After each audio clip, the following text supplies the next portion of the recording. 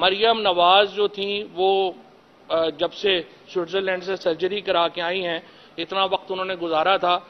میرا تو ان کو مشورہ تھا کہ کسی نفسیاتی ڈاکٹر سے اپنا علاج بھی کروا لیتی، سائیکیٹرک علاج بھی ان کا ہو جاتا تو ذرا شاید بہتر باتیں ہوتی۔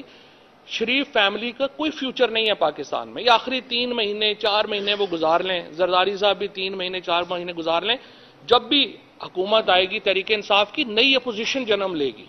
پاکستان کے اندر اپوزیشن کی سلاٹ ابھی خالی ہونی ہے، اور یہ میں دیکھ رہا ہوں کہ یہ جس طریقے سے سچویشن ڈیولپ ہو رہی ہے اور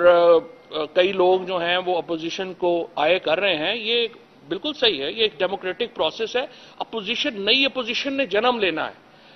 جو ایوریج ایج ہے اس وقت نون لیگ کے لیڈروں کی وہ 80 سال ہے، ان کے ساتھ تو کوئی ینگسٹر تو کوئی گیا ہی نہیں ہے،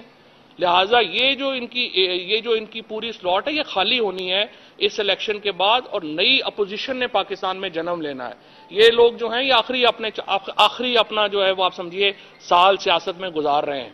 اور یہ کتنی دیر گزار سکتے ہیں یہ ہم دیکھ لیں گے۔ اور جہاں تک اس بات کا تعلق ہے کہ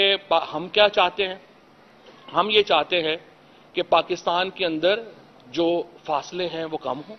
ہم یہ چاہتے ہیں اداروں کے ساتھ تعلقات ہمارے بہتر ہوں، ہم چاہتے ہیں کہ پاکستان کو ہم ایک مستحکم آئینی مملکت کی طرف لے کے چلیں، ہم یہ چاہتے ہیں پاکستان میں انسانی حقوق کا احترام ہو، ہم یہ چاہتے ہیں پاکستان میں آئین کے مطابق انتخابات کا انعقاد ہو، اور انتخابات کے علاوہ پاکستان میں حل کوئی نہیں کسی کے پاس، آپ جو مرضی کر لیں آپ کو انتخابات کرانے پڑنے ہیں۔ فرق صرف یہ ہے کہ آپ نے یہ دیکھنا ہے آپ نے زیادہ نقصان کر کے الیکشن کروانے ہیں، آپ نے کم نقصان کر کے الیکشن کروانے ہیں۔